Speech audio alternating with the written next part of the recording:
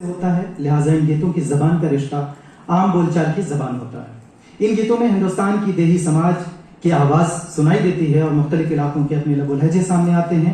इन्हें गाने और सुनने में ज्यादा मजा तभी आता है जब एक आवाज और एक ही अंदाज में कुछ लोग साथ मिलकर गाएं। शादी ब्याह के गीतों में जो अल्फाज इस्तेमाल होते हैं उनमें इलाकायत झलकती है। उनके जरिए लोग अपने ख्यालात, जज्बात और एहसासात को बहुत ही उम्दा तरीके से खूबसूरत अंदाज में पेश करते हैं। इसमें आवाम की जबान, उनके जज्बात और एहसासात और रोजमर्रा की जिंदगी वगैरह को देखा और महसूस किया जा सकता है। इनमें मुख्तलिफ मज़ाहिब, समाज, इलाके और मिजाज का अक्स नजर आता है। यहाँ तक कि शादी ब्याह के गीतों में गालियां भी होती हैं, जिसका मकसद किसी को तकलीफ पहुंचाना या बेइज्जत करना नहीं बल्कि हंसी मजाक होता है।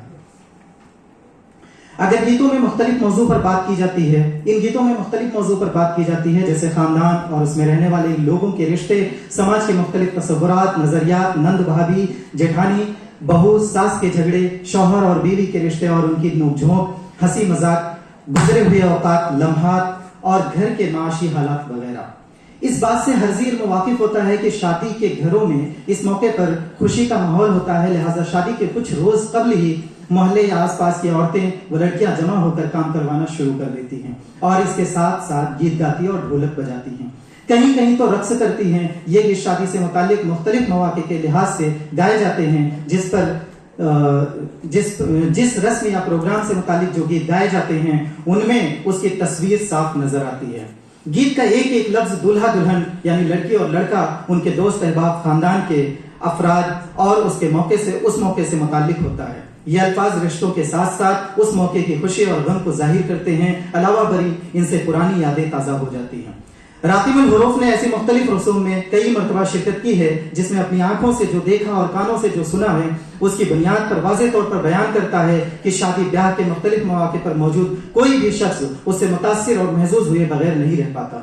जबकि इसमें शरीक तमाम लोग घर के ही नहीं होते बल्कि दूसरे भी होते हैं। ऐसा देखा गया है कि हंसी मजाक की बातों या गीतों से उनका चेहरा खिल जाता है, लेकिन जब तकलीफ, गम और बेटी की जुदाई की बात आती है तो वहां मौजूद लोगों की आंखें नम हो जाती हैं। शादी ब्याह से मुतालिक मुख्तलिफ रसूम अदा की जाती हैं और उन्हें रसूम के मुतालिक गीत गाए जाते हैं। मुख्तलिफ इलाके में शादी ब्याह से मुतालिक रसूम, उनकी अदायगी के तरीके और उनमें गाए जाने वाले गीतों में थोड़ा फर्क होता है। चूंकि मेरा मकाला उत्तर प्रदेश के हवाले से है तो यह लाजमी हो जाता है कि उसी के ताल्लुक से बात की जाए।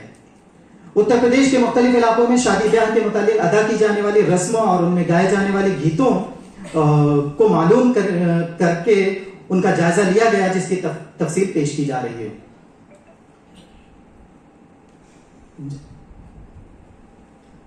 इसके मुतालिक मालूमात उत्तर प्रदेश के मुख्तलिफ इलाकों में मौजूद औरतों से राब्ता करके किया गया। मज़ीद मालूमात के लिए किताबों का मुताला भी किया गया। अब वो वीडियो अगर हो सके, ठीक है। इसमें शादी ब्याह के मुतालिक बेशुमार रस्में मैंने जमा की हैं। किताबों में पढ़ने पर जो रस्में सामने आती हैं 2, 4, 10, 5 आती हैं, लेकिन जब लोगों से राब्ता किया गया तो मालूम हुआ कि मतलब बेशुमार रस्में हैं जो सामने नहीं आती हैं और उनके ताल्लुक से गीत भी गाए जाते हैं और वो गीत अलग अलग इलाके में गीत अलग होते हैं और साथ में जो उनकी रस्में होती हैं उनकी अदायगी के तरीके भी मुख्तलिफ होते हैं, जिनमें से कुछ का जिक्र मैं कर रहा हूँ। शगुन, हाथ धराई, गोद भराई, सांचक, दंतरंगा, हल्दी, उपटन, तेल, मायन, मेहंदी, सतकौर, कंगन खोलने की रस्म, सेहरा खोलने की रस्म, चुमावन या रुखसती, सेहरा, इस तरह के झूमर वगैरह बहुत सारे हैं।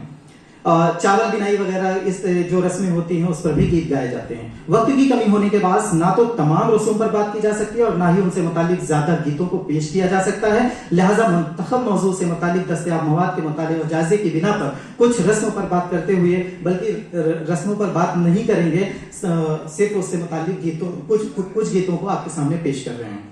जैसे कि गोद भराई की रस्म होती है तो बलिया की तरफ इस तरह के गीत गाए जाते हैं। लोकल टीका चढ़ैले बाड़े हो, लोकल झुमका चढ़ैले बाड़े हो, समझी छोला खा के लोला गिरैले बाड़े हो, ये वहां की अपनी जबान में गाए जाते हैं। और हल्दी की जो रस्में होती है उससे मुतालिक भी जो है अलग अलग इलाके में अलग अलग तरीके की गीत गाए जाते हैं। लगाओ सखियों हल्दी धीरे धीरे सोने की कटोरी में, हल्दी पिसाओ गोरी गोरी बन्नी का तन महकाओ।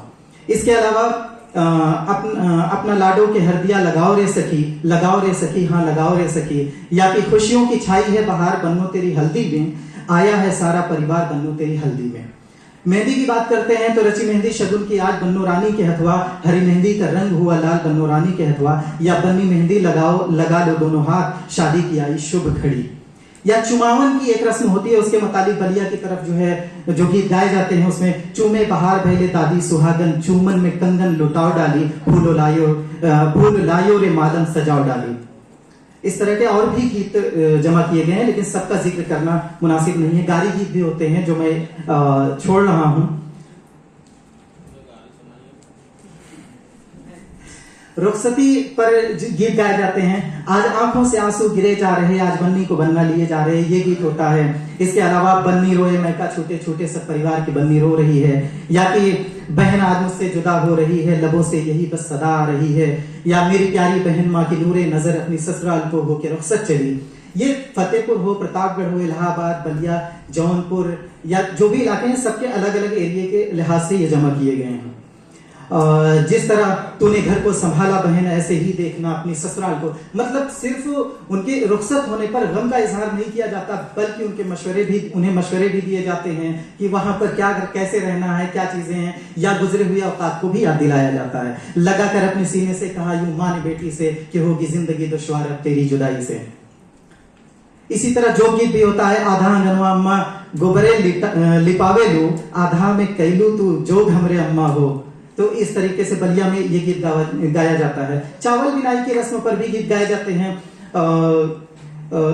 घर का काम न करावे बहू तो मेरी मोबाइल चलावे, आज के लिहाज से लोग वहां पर गाते हैं, दुनिया भाड़ में जावे बहू तो मेरी मोबाइल चलावे। सास बहू में हुई लड़ाई, टूटे प्लेट कढ़ाई, धमाका हो गया है, धमाका हो गया है, पानी के पीछे आज हुई है लड़ाई, बड़ी जोर से तू भी रानी मैं भी रानी, कौन भरेगा पानी, धमाका हो गया है। इस तरीके के गीत वहां पर होते हैं।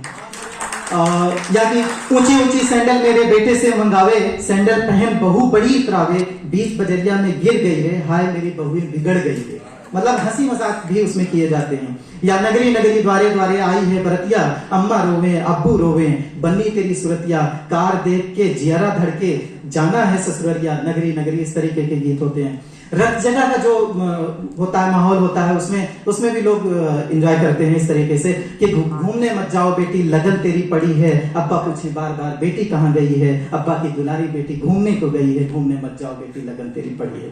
या कि नंद भाभी के लिहाज से भी जो मजाक होते हैं, नंदिया शाम को आना बड़ी स्मार्ट लगोगी, भैंस के कान कटेंगे तुम्हारे झुमके बनेंगे, झुमके पहन के आना बड़ी स्मार्ट लगोगी। रोज सवेरे बन्ना मेरे कॉलेज पढ़ने जाता है, दादा पूछे दादी पूछे, रोज सवेरे कहाँ जाते हो, नई सड़क पर हवा निराली बन्नी से मिलने जाता हूँ। इसी तरीके से है। या झूमर के जो गीत होते हैं, चूल्ही पर रख ले पानी दूध हो बिलार का करी, नैहर में रख ले पानी हो। अब मैं से मतलब थोड़ा कहना सही नहीं समझ रहा हूँ, इस तरीके के गीत उसमें अल्फाज इस्तेमाल किए जाते हैं।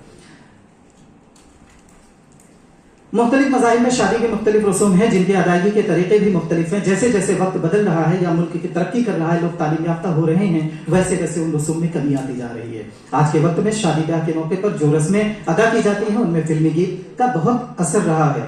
लोकगीत की जगह फिल्मी गीत बजाए और गाने जाने लगे हैं, और उन्हीं गीतों पर लड़के लड़कियां रक्स भी करते हैं। इसकी बड़ी वजह यह है कि आज लोगों के पास मुख्तलिफ सहूलियात हैं, जिससे उनको तफरीह का सामान आसानी से मैसर हो जाता है, और लम्हे भर में लोग अपनी पसंद के गीत सुनते और सुनाते हैं, बल्कि स्पीकर पर भी उसे बजाते हैं, जिससे मालूम हो जाता है कि किसके घर में शादी है। लेकिन जिस तरह पहले लोग एक दूसरे के घर में शादी ब्याह के मौके पर होते थे और घर का काम करवाते थे या मदद करते थे, अब बहुत कम ऐसा होता है। अब नफसी नफसी का आलम है, इसलिए भी ये देखने में आता है कि चावल गेहूं बनाने या साफ करने के जो इंतजाम किए जाते थे, वो उनमें पैसे खर्च करके वो चीजें अच्छी लाई जाती हैं, लेकिन वो रिश्ते जो है मौजूद नहीं है कि लोग आए और उस काम के बहाने जो एक बहाना होता था, उसके जरिए लोग अपने एक दूसरे से मिलते थे और उन रिश्तों को समझते थे, वो चीजें खत्म हो रही है, जो बहुत ही अफसोस की बात है।